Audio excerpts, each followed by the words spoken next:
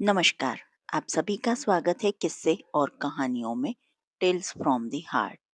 आज हम सांपदा के डोरे के बारे में विधि और कहानी कहेंगे। जो आपको ये वीडियो पसंद आती है तो please like share and subscribe करें और कमेंट बॉक्स में बताएं कि आपको ये कहानी कैसी लगी। तो चलिए शुरू करते हैं सांपदा की डोरे की विधि और कहानी। पहले हम विधि कहेंगे। चैत बदी एकम की सुबह सांपदा का डोरा लेते हैं। होलिका दहन की अग्नि की लो में दिखाई हुई कच्चे सूत से सांपदा माता का डोरा लेते हैं। सूत से 16 तार का 16 गांठ का हल्दी से रंग के डोरी बनाते हैं। एक पाटा पर जल का लोटा रखकर रोली से सातियार करके चावल चढ़ाते हैं। 16 दाना नया जौ का हाथ में लेकर कहानी सुनते हैं। फिर डोरी गले में बांध लेते हैं। जौ का दाना उठाकर रख देते हैं। खोलते हैं तब इसी दाना से अर्घ देते हैं। कथा। एक समय की बात है। राजा नल अपनी पत्नी दमयंती के साथ बड़े प्रेम से राज्य करता था। होली के अगले दिन एक ब्राह्मणी रानी के पास आई। उसने गले में पीला डोरा बांध रखा था।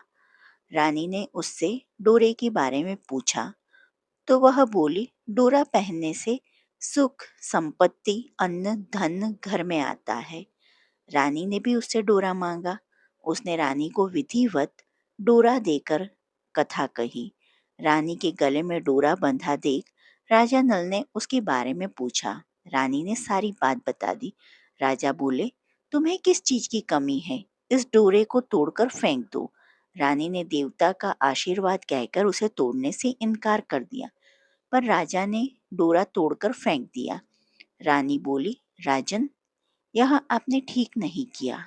उसी रात राजा के स्वप्न में 2 स्त्रियां आई। एक स्त्री बोली, राजा, मैं यहाँ से जा रही हूँ। दूसरी स्त्री बोली, राजा, मैं तेरे घर आ रही हूँ। स्वप्न का यही क्रम 10-12 दिन तक चलता रहा। इससे राजा उदास रहने लगे। रानी ने उदासी का कारण पूछा तो राजा ने स्वप्न की बात बता दी। रानी ने राजा से उन दोनों स्त्रियों का नाम पूछने को कहा। तब राजा ने उनसे उनके नाम पूछे तो जाने वाली स्त्री ने अपना नाम लक्ष्मी तथा आने वाली स्त्री ने दरिद्रता बताया। लक्ष्मी के जाते ही सब सोना चांदी मिट्टी हो गया। रानी सहायता के लिए अपनी सखियों के पास गई, पर उन्होंने फटे हाल देख कोई भी उनसे नहीं बोला। दुखी मन से राजा रानी 5 बरस के राजकुंवर के साथ जंगल में कंदमूल खाकर अपने दिन बिताने लगे। चलते चलते राजकुंवर को भूख लगी तो रानी ने कहा, यहाँ पास ही एक मालन रहती है जो मुझे फूलों का हार दे जाती थी। उससे थोड़ा छाछ दही मांग लाओ। राजा मालन के घर गया। वह दही बिलो रही थी। राजा के मांगने पर उसने कहा, हमारे पास तो छाछ दही कुछ भी नहीं है। राजा खाली हाथ लौट आया। आगे चलने पर एक विषधर ने कुंवर को डस लिया और राजकुमार का प्राणांत हो गया। विलाप करती रानी को राजा ने धैर्य बंधाया। अब वे दोनों आगे चले।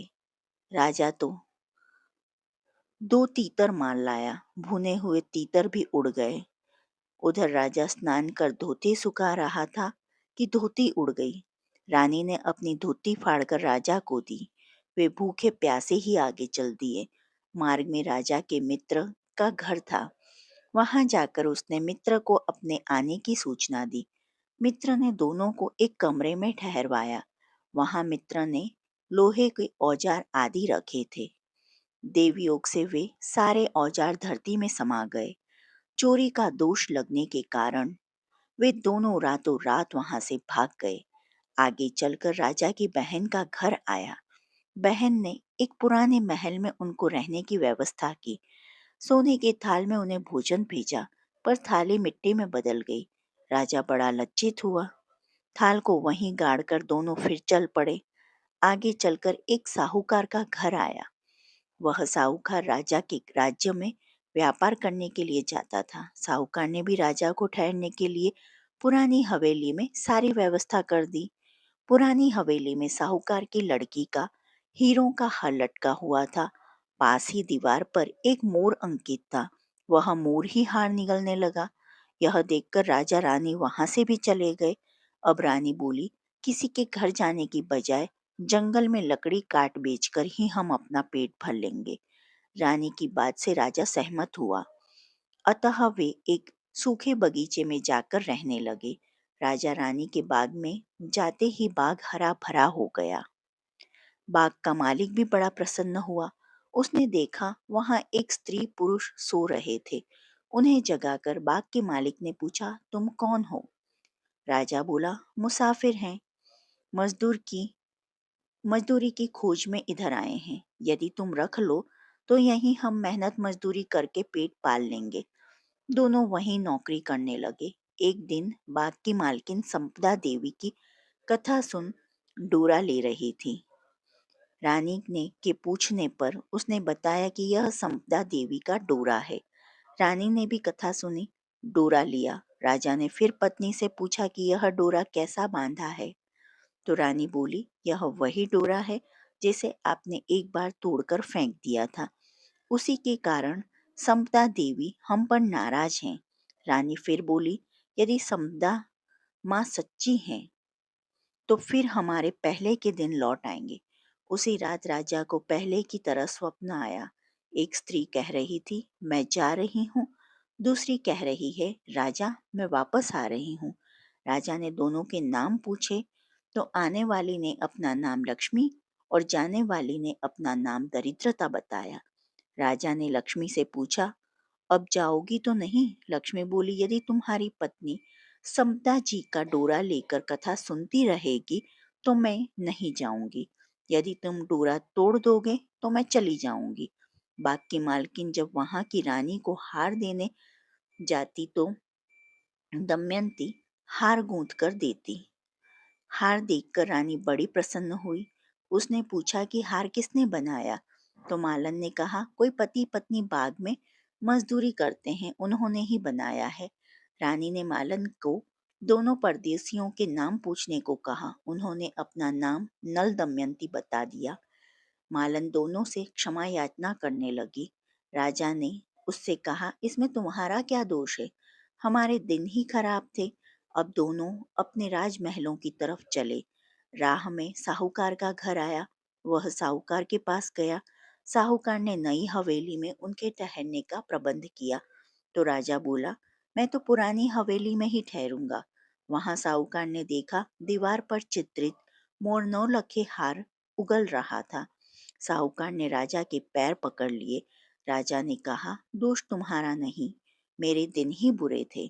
राजा आगे चलकर बहन के घर पहुंचा। बहन ने नए महल में ही रहने की जिद की।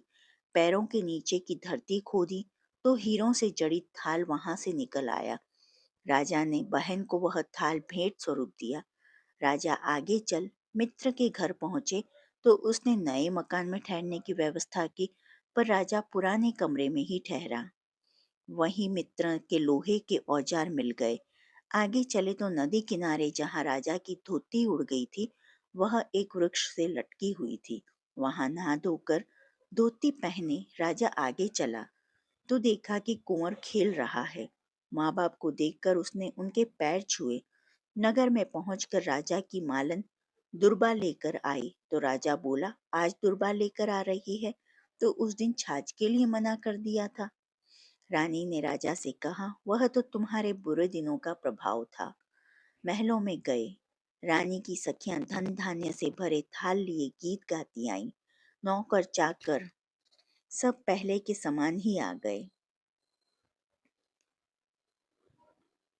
संपदा जी का डोरा बांधने के कारण ही यह सब फल प्राप्त हुआ। इसलिए सभी को श्रद्धा पूर्वक माँ समता जी की पूजा करनी चाहिए और स्त्रियों को कथा पूजन का डोरा धारण करना चाहिए। बोलो समता माँ की जय। विनायक जी की कहानी। एक बुढ़िया थी। वह बहुत ही गरीब और दृष्टिहीन थी। समदा जी की कहानी सुनने के बाद हमें विनायक जी की कहानी सुननी होती है, इसलिए मैं विनायक जी की कहानी कह रही हूँ। एक बुढ़िया थी, वह बहुत ही गरीब और दृष्टिहीन थी। उसके एक बेटा और बहू थे। वह बुढ़िया सदैव गणेश जी की पूजा किया करती थी। एक दिन गणेश जी प्रकट होकर उस बुढ़िया से बोले, बुढ़िया माँ, तू जो चाहे सो मांग ले। बुढ़िया बोली, मुझे तो मांगना नहीं आता, कैसे और क्या मांगू? तब गणेश जी बोले, अपने बहू बेटे से पूछकर मांग ले। तब बुढ़िया ने अपने बेटे से कहा, गणेश जी कहते हैं तो कुछ मांग ले, बता मैं क्या मांगू? पुत्र ने कहा, माँ तू धन मांग ले। बहू से पूछा तो बहू बोली, नाती पोता मांग ले। तब बुढ़िया ने सोचा कि ये तो अपने अपने मतलब की मांग रहे हैं। अतः उस बुढ़िया ने पड़ोसिनों से पूछा तो उन्होंने कहा, बुढ़िया तू तो थोड़े दिन जिएगी, क्यों तू धन मांगे, क्यों तू नाती मांगे, तू तो अपने आंखों की रोशनी मांग ले, जिससे तेरी जिंदगी आराम से कट जाए। इस पर बुढ़िया बोली, यदि आप प्रसन्न हैं तो मुझे 9 करोड़ की माया दे, निरोगी काया दें, अमर सुहाग दें, आंखों की रोशनी दें, नाती दें, पोता दें और सब परिवार को सुख दें और अंत में मोक्ष दें। यह सुनकर तब गणेश जी बोले, बुढ़िया माँ, तुमने तो हमें ठग लिया, फिर भी जो तूने मांगा है वचन के अनुसार सब तुझे मिलेगा। और यह कहकर गणेश जी अंतर ध्यान हो गए। उधर बुढ़िया माँ ने जो कुछ कहा वह सब कुछ मिल गया। हे गणेश जी महाराज, जैसे तुमने उस बुढ़िया माँ को सब कुछ दिया, वैसे ही सबको देना। कहता न सुनता हुंकारा भरता आपका सारे परिवार ने दीजो। जो आपको समता देवी की ये कहानी पसंद आई हो तो please like share and subscribe करें और कमेंट बॉक्स में समता माँ का जय जयकार करें। देखने के लिए धन्यवाद। जय हिंद, जय भारत।